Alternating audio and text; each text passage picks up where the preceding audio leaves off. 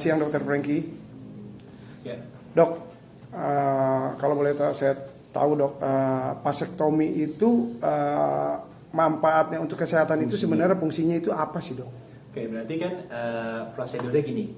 Kalau misalnya untuk cewek itu kan bisa kita menggunakan misalnya kita suntik KB misalnya ya. Terus habis itu bisa juga dengan susu KB, bisa juga dengan menggunakan kontrasepsi kondom misalnya, atau bisa juga dengan spiral misalnya, bisa juga dengan sterilisasi. Nah di cowok juga ada nih. Nah cowok juga ada misalnya dengan vasektomi. Nah vasektomi itu sebenarnya kan dia mengikat atau memotong saluran vas deferens. Jadi maksudnya itu untuk sel sperma itu dia nggak bisa masuk ke dalam air maninya. Jadi itu gunanya untuk mencegah kehamilan biasanya. Nah tapi kadang-kadang ada kasus begitu habis vasektomi kok masih bisa bikin pasangannya hamil. Nah kadang-kadang itu sisa sel sperma yang masih ada di salurannya itu, karena kan yang dipotong kan bagian yang dari sel sperma yang dari skrotumnya tesnya itu untuk pakai vas deferens untuk ke saluran air mani. Nah kalau yang sebelum dipotong kan kadang-kadang sel spermanya masih ada di sana, makanya dianjurkan begitu habis vasektomi jangan langsung berhubungan seks. Kalau mau berhubungan seks juga menggunakan tetap kondom misalnya. Nah vasektomi sendiri itu tidak berefek kepada penurunan libido.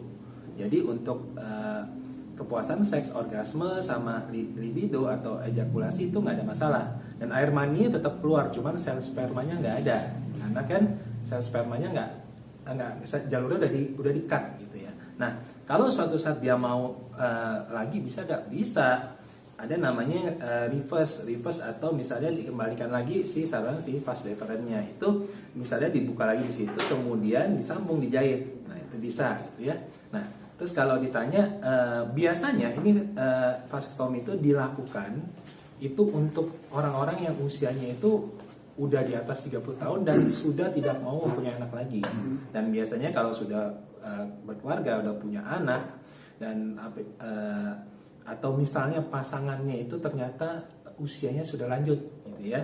Jadi supaya kan usia yang dianjurkan itu kan usia 35 tahun. Biasanya kalau di atas 35 kan lebih rentan, lebih rawan. Jadi untuk mencegah itu biasanya untuk mengurangi resiko, nah ada yang laki-laki melakukan vasektomi. Satu untuk pasangan yang usianya udah lanjut supaya nggak hamil misalnya, atau sudah punya anak banyak nih, terus supaya lebih kan kadang-kadang tergantung setiap orang opini pandangannya beda nih. Ada yang masalah ekonomi, masalah sosial segala, jadi dia untuk mengurangi resiko dia melakukan vasektomi. Sebenarnya yang dilakukan itu. Nah kalau misalnya usia muda ternyata udah nggak bisa lagi terus vasektomi, mau punya anak, ya bisa sebelum melakukan vasektomi bisa menggunakan bank sperma. Biasanya spermanya diambil kemudian ditaruh di bank sperma, dititipin. Nah itu biasanya juga bisa dilakukan kalau itu kurang lebih itu batasnya sekitar 20 juta.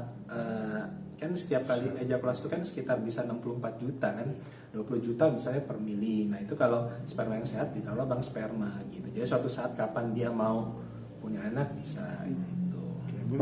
Untuk efeknya sendiri gimana kalau misalnya kita melakukan vasektomi? Ada nggak? Vasektomi itu sebenarnya yang mana-mana aja, cuma tetap ada resiko, misalnya perdarahan, infeksi, pembengkakan atau skrotumnya membengkak, atau misalnya ada kista, hidrokel atau spermatokel gitu ya.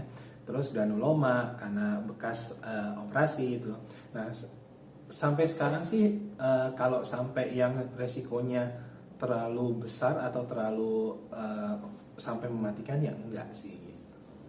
Tapi mempengaruhi kejantanan seorang pria juga nggak sih kalau untuk melakukan vasektomi? Tadi yang saya bilang dia nggak berpengaruh kepada untuk kepuasan seks atau penurunan libido seks. Jadi sebenarnya nggak ada pengaruhnya ke sana gitu.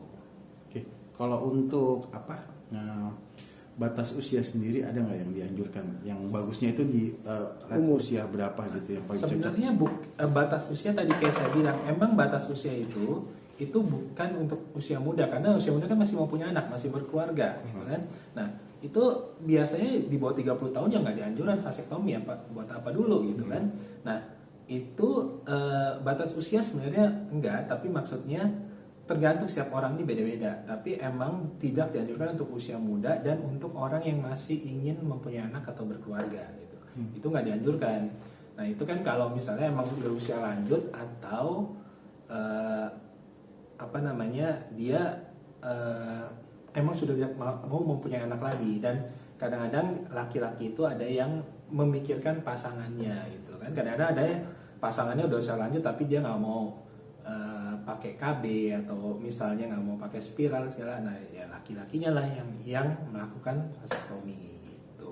Bisa dijelaskan nggak dok secara rinci ini mungkin tindakannya seperti apa sih kalau untuk melakukan vasektomi atau mungkin maaf ya alat kelaminnya diapain gitu apa gimana sih sebenarnya? Ya ada metodenya, ya, ada bisa dioperasi dengan dipotong atau diikat, bisa dijepit kan dia sistemnya.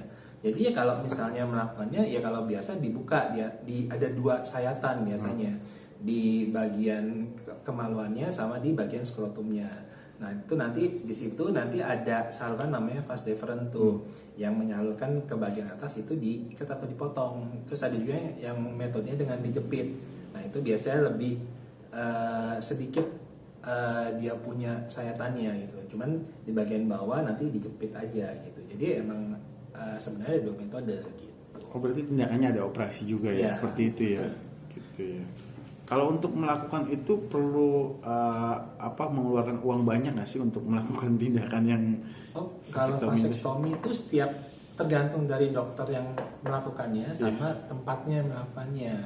Terus abis itu kan setiap rumah sakit punya kelas-kelasnya ya, kelas 1, kelas 2, VIP dan itu harganya kan beda-beda gitu. Kalau range harganya itu mesti tergantung dari si rumah sakitnya gitu. Cuman dia sampai ratusan juta sekarang setahu saya sih nggak sampai segitu ya gitu. Cuman kalau harga tepatnya yaitu range itu mesti tanya ke si rumah sakitnya. Itu antara setahu saya zaman dulu itu antara itu maksudnya dari berbagai tempat ya. Ini zaman dulu ya, itu antara 3 sampai 18. Kalau zaman dulu, tapi kalau sekarang saya nggak tahu. Tapi nggak ada pantangan ya dok ya. Artinya ketika kita sudah melakukan prosedur vasektomi itu ada pantangan nggak? Mungkin makanan atau hal-hal yang lain gitu? Enggak, kalau pantangan ya tadi ya pantangannya setelah melakukan vasektomi diharapkan jangan dulu berhubungan. Kalau mau berhubungan tetap pakai kontrasepsi dulu, misalnya kondom. Nah, tapi kalau misalnya jangka panjang nggak ada pantangan makanan sehat. Makanan nggak ada sama sekali ya. Olahraga yang dianjurkan tidak ada lagi ya. Nggak ada. Jadi seperti biasa aja. Oke, terakhir mungkin kiat khusus nih untuk gimana nih kan kadang ada orang tuh untuk memilih tempat yang disarankan yang terbaik nih seperti apa nih untuk melakukan vasektomi gitu. Ini kan kalau misalnya untuk melakukan vasektomi itu kan berarti mesti dilakukan di rumah sakit atau klinik tapi yang dengan dokter yang berkompeten di bidangnya ya. Dan biasa rata-rata di rumah sakit lah. Itu ya pasti kan sebelum melakukan vasektomi itu mesti kita lebih bijaksana berpikir dulu benar-benar tujuan vasektomi itu buat apa dulu gitu ya. Nah jadi satu misalnya tetap kita itu untuk melakukan vasektomi kita mesti kan bertemu dengan dokternya dulu, konsultasi dulu dengan dokternya. Nah biasanya kan dijelasin sama dokternya nih, nanti dia anamnesa dulu dijelaskan sama dokternya. Kemudian prosedurnya apa yang mau dipakai nih, mau dijepit atau misalnya mau diikat atau mau yang dipotong nih gitu kan. Terus nanti komplikasinya apa tadi, perdarahan segala macam dijelasin. Terus nanti obat yang akan diminum, terus jangka panjangnya bagaimana, kontrolnya bagaimana, maintenance-nya bagaimana. Terus saya udah dijelasin semua sama budget fee-nya, si pasien yang mau akan disuruh tanda tangan tuh inform consent-nya kan. Nah terus habis itu setelah itu sudah kalau misalnya yang dokter yang penting dokter yang berkompeten di bidangnya sudah melakukan saja. Tapi tetap mesti bijaksana. Lebih bijaksana itu maksudnya kita berpikir lebih jernih dulu. Tujuannya buat apa dulu nih gitu loh.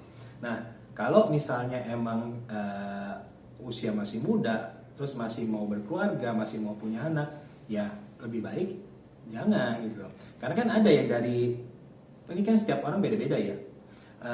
Ada orang yang emang dari dulu nggak mau punya anak misalnya, atau dari dulu dia emang tidak mau menikah, ya itu haknya mereka gitu ya. Tapi untuk untuk anak-anak muda terus habis itu emang masih bisa punya anak atau misalnya masih mau berkeluarga ya lebih baik jangan dulu gitu. Gitu kan. Oke dok, Kalau untuk selebriti yang ada di Indonesia, ada nggak sih akhir-akhir ini yang menggunakan vasektomi? Gini, belakangan ini kan emang rame ada ya salah satu selebriti yang melakukan vasektomi. Cuman kalau itu kan emang hak dan emang itu karena kemauan dia sendiri. Nah, untuk itu ya kita sebagai orang-orang yang maksudnya orang-orang yang tidak tahu jelasnya atau misalnya kita sebutnya netizen lah, itu ya mesti lebih bijaksana, jangan ngejudge orang kenapa dia melakukan ini, melakukan itu gitu. Nah, karena pasti untuk melakukan vasektomi itu pasti seorang laki-laki sudah memikirkan dulu, kan dia pasti memikirkan dulu dampaknya seperti apa, konsekuensinya apa. Jadi itu emang hak dan masing-masing pribadi, dan itu nggak boleh kita maksudnya yang kita berpikiran negatif kemudian kita ngejudge orang nggak baik, atau kalau bahasanya kita nyinyirin orang segala, ya itu nggak bijaksana. Pasti kalau dia memutuskan untuk melakukan itu berarti dia punya alasan tersendiri, dan alasan itu pasti sudah dipikirkan matang-matang, dan kita lebih bijaksana aja menyikapi. Dan menurut saya vasektomi ya sah-sah aja, nggak ada masalah gitu, dan tidak merugikan siapapun, dan ya emang karena untuk dirinya sendiri gitu loh, kemauan dirinya sendiri dan tanpa paksaan kan gitu. Tapi dokter sendiri setuju nggak dengan statement mungkin ini khususnya nih kaum hawa yang menginginkan bukan hanya wanita aja nih, cowok juga harus merasakan juga gitu. Artinya ini bentuk dari keadilan, bukan hanya perempuan yang melakukan untuk misalnya contoh KB ini, juga laki-laki juga ada seperti ini nih. Itu sebenarnya oke. Itu gini. Ini karena ada berbagai opini ya. Jadi kayak misalnya laki-laki lu kontrasepsi pakai kondom. Iya. Nah, cewek juga ada kondom buat perempuan ya. Ya itu beda-beda nih. Setiap orang bilang yang ini lebih baik gitu kan. Pakai ini lebih enak, ini enggak. Itu setiap orang beda-beda ya. Nah, kalau misalnya kayak misalnya kaum hawa bilang maksudnya kalau misalnya kita nih yang KB sekarang laki-laki yang gantian gitu loh. Nah itu sih nggak ada masalah ya, itu semua kan tadi semua ada konsekuensinya, jadi bukan benar salah tapi masing-masing ada konsekuensinya sendiri. Nah untuk laki-laki melakukan itu pasti dia udah mikirin ada konsekuensinya, dan si perempuan pun ada konsekuensinya. Jadi kalau gitu seperti gini nih, itu saya ngerti. Jadi analoginya seperti ini, kanker serviks, kanker rahim. Zaman dulu itu kan ini kanker rahim itu salah satu yang paling besar menyebabkan kematian ya di kaum perempuan itu kanker rahim sama kanker payudara, dua paling besar. Zaman dulu kan orang pikir yang punya rahim hanya perempuan. Jadi kemungkinan kalau kena kanker rahim ya hanya perempuan. Sedangkan penyebabnya yang paling sering itu adalah human papillomavirus tipe 16 dan 18. Dan kalau dilihat berdasarkan literatur, penularannya HPV itu menurut dari mana? Ya salah satu dari hubungan seks, berganti-ganti pasangan, hubungan seks usia muda itu kan. Nah banyak pasien-pasien yang laki-laki itu nggak bijaksana. Mereka pikir yang punya rahim cuma perempuan, ya udah ya perempuan yang kena gitu kan. Itu nggak benar pikirannya dan tidak baik. Jadi dia berganti-ganti dia menularkan orang lah kan, masalahnya juga di laki-laki lo gitu kan. Nah setelah itu ternyata ada namanya kutil kelamin, dan penyebabnya itu human papillomavirus juga ternyata HPV. Makanya laki-laki sekarang ada juga disuntikin Gardasil, itu salah satu buat kanker serviks ya. Nah ya, bisa buat kutil kelaminnya karena strainnya lebih banyak dia. Nah yang terbaru lagi nih strainnya lebih besar, lebih banyak lagi melindungi. Nah karena human papillomavirus itu banyak tipenya. Nah kemudian ternyata sekarang penelitian perempuan dengan HPV terkena kanker rahim. Laki-laki jangan pikir seenaknya aman. Ternyata kanker penis penyebabnya bisa HPV juga, bisa jadi kanker penis sekarang.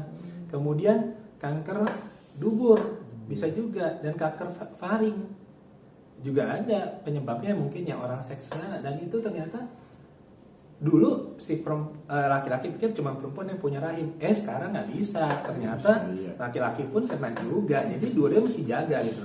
Nah sama dengan kontrasepsi itu kan, apalagi kalau untuk yang sudah berkeluarga itu kan omongin dulu, dikomunikasikan ya kan, mana yang lebih baik. Ini buat sebenarnya kan tujuannya buat yang sudah berkeluarga kan.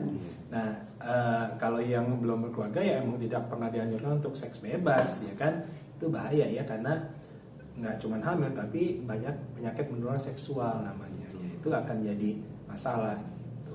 Oke, sip.